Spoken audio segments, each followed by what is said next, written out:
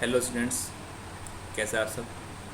तो अभी अपना जो लास्ट टॉपिक चल रहा था वो चल रहा था कॉलम्स, ठीक है ना। कॉलम्स में मैंने आपको कल तक बता दिया था रैंकाइन थ्योरी और एलियट्स थ्योरी के बारे में, ठीक है। तो इसको आगे चलते हैं। अगला टॉपिक अपना है कर्ण और कोर, ठीक है। अभी कर्ण और कोर होता क्या है, इसको पहले डेफिनेशन को आराम से समझते हैं, फिर हम इसको एलिब्रेट कर लेंगे, ठीक है। It is that area of the column through which if load passes, then there will be no resultant tension anywhere on the column section, ठीक है ना।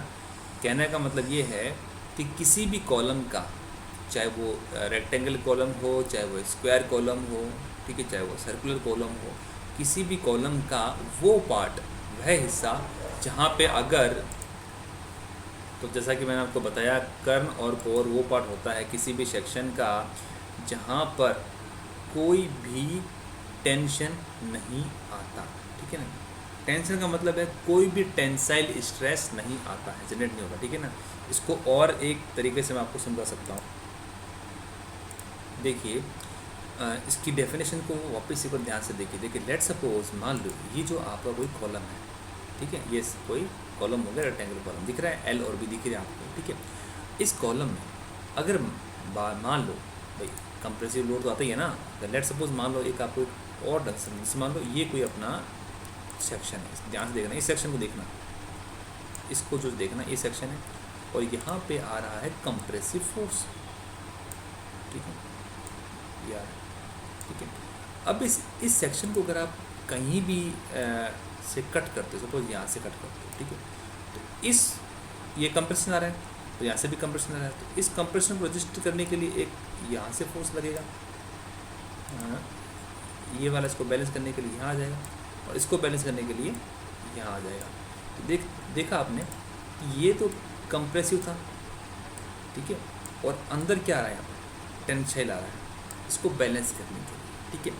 तो कर्ण और कोर किसी भी सेक्शन का वो पार्ट होता है जहाँ पे ये जो नेट टेंशन है ये नहीं आता है, समझ रहे बात को, ये इसका मतलब, ठीक है ना।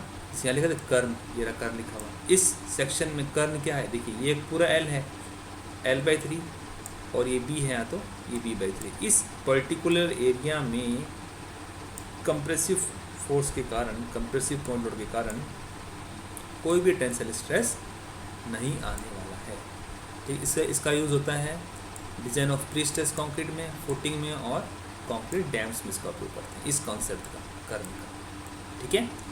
तो आई थिंक आपको समझ में आ गया होगा कर्म होता क्या है, ठीक है। तो आगे चलते हैं,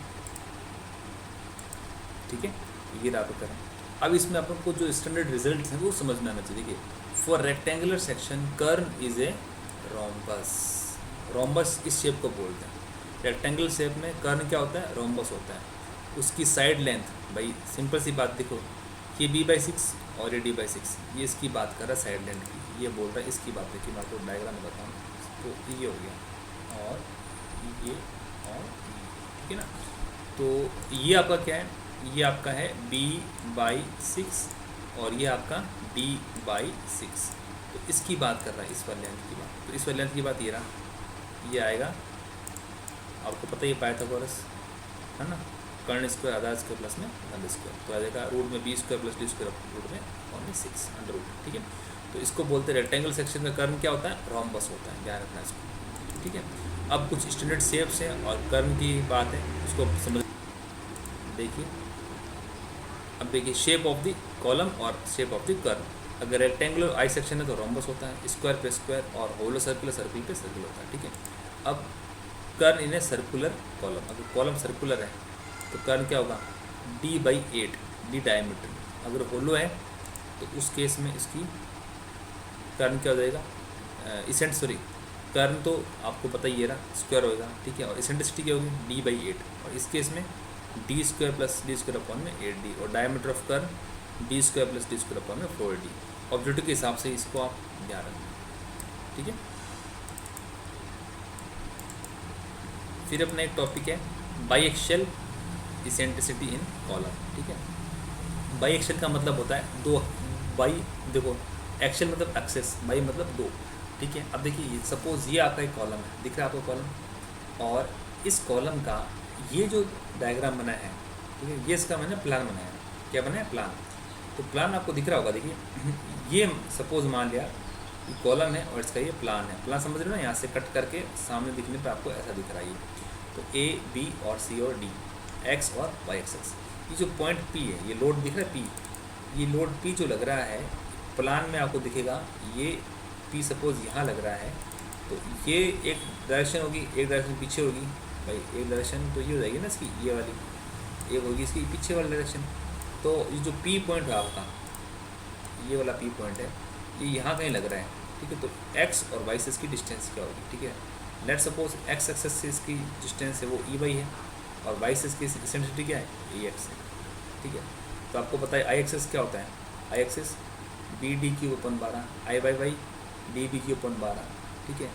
सिग्मा बी एक्स और सिग्मा बी वाई मतलब bending stress acceleration Y, M upon में I into Y, M X upon my X into Y क्यों किया, देखिए लेट्स क्योंकि मूवमेंट देखिए आप, अगर आप ये लोड आपका पी दिख रहा है, देखिए मैं दिखाता हूँ आपको, यहाँ देखिए एम एक्स, देखिए आपका मूवमेंट एक्स डायरेक्शन बात कर रहा हूँ मैं, देखिए एक मूवमेंट तो इधर आएगा, ये दिखा लोड आपको पी है ना, तो एक तो होगा ये वाला मूवमेंट, ये वाला पी इंटू यानी पी इंटू ई एक्स, पी इंटू ई एक्स, और एक होगा आपका मूवमेंट इधर वाला पी इंटू ई वाई। तो जब बात करेंगे बी एक्स एक्स डायरेक्शन में, तो मूवमेंट क्या होगा पी इंटू ई वाई, क्योंकि देखिए एक्स दिशा तो ये रही ना, ये मूवमेंट उसमें लिया जाएगा, तो पी इंटू ई वाई, क्योंकि देखिए इस डायग्राम अगर आप प्लान को समझोगे दोबारा, ये आपका डायग्राम हो गया, ठीक है, और ये आपकी होगी वाई एक्सेस और ये होगी आपकी एक्स एक्सेस, ठीक है, और ये आपका हो गया कोई point, let suppose P point हो गया, ठीक है। तो ये जो डिस्टेंस है ये वाली, ये आपकी कौन सी, ई एक्स और ये ई वाई, और मोमेंट आपका लग रहा है यहाँ पे, सॉरी फोर्स यहाँ पे लग रहा है आपका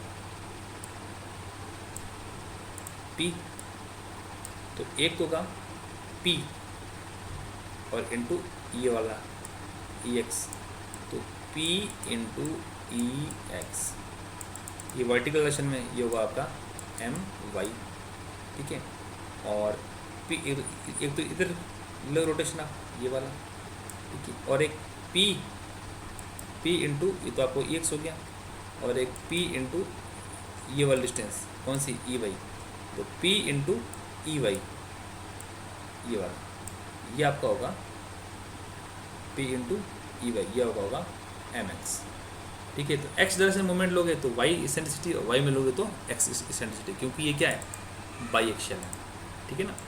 अभी भी अगर किसी को थोड़ा सा समझ में नहीं आ रहा ना, तो एक बार मुझसे आप और पूछ लेना, मैं आपको बता दूँगा, ठीक है, ठीक है ना भाई। इसको वैसे देख सकते हैं अभी, देखिए पी दिख रहा है आपको लोड पी, ये प्लान समझो ना, प्लान ये प्लान है और ये एक्स है और ये वाई डायरेक्शन है, तो पी इंटू ई एक्स, अगर प्लान देखिए पी इंटू ई एक्स करोगे आप ये वाला, ये हो जाएगा एम वाई आपका, ठीक है। उसी प्लान में पी इंटू करोगे ई वाई, तो ये हो जाएगा आपका एम एक्स, ठीक है। हाँ अब देखिए जब बाइक्शियल बेंडिंग होती है तो रिजल्टेंट क्या, रिजल्टेंट स्ट्रेस, ये देखिए sigma d direct stress in force upon area, ठीक है, plus minus sigma B x plus minus sigma B y, bending stress x direction, bending stress y direction में, प्लस माइनस का मतलब क्या है, मैं आपको अभी थोड़ा सा एलिब्रेट कर देता हूँ उसको, ठीक है। अब देखिए आपको समझना है कि प्लस क्या माइनस क्या है। देखिए ये आप लोगों ने पहले पढ़ा होगा, सपोज ये आपका कोई है सेक्शन, ठीक है, और ये आपकी डायरेक्शन होगी और ये होगी डायरेक्शन, ठीक है। तो आपको पता है 4 होते हैं क्वाड्रेंट, है ना, आपको पता है ये एक्स और ये वाई, ये माइनस एक्स और ये माइनस वाई, ठीक है। तो जब एक्स और y positive positive negative positive negative negative और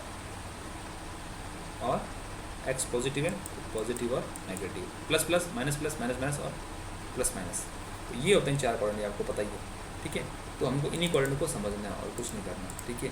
देखिए सिग्मा डी यानी कि P upon B D plus minus sigma B X यानी बेंडिंग स्ट्रेस एक्स डायरेक्शन क्या है, M X upon I X into Y, M X क्या होगा P into E Y, और आई एक्स बी डी के ऊपर 12 और वाई का वाई, ठीक है। अब देखिए वाई क्या होगा डी बाई 2 और एक्स क्या होगा बी बाई 2,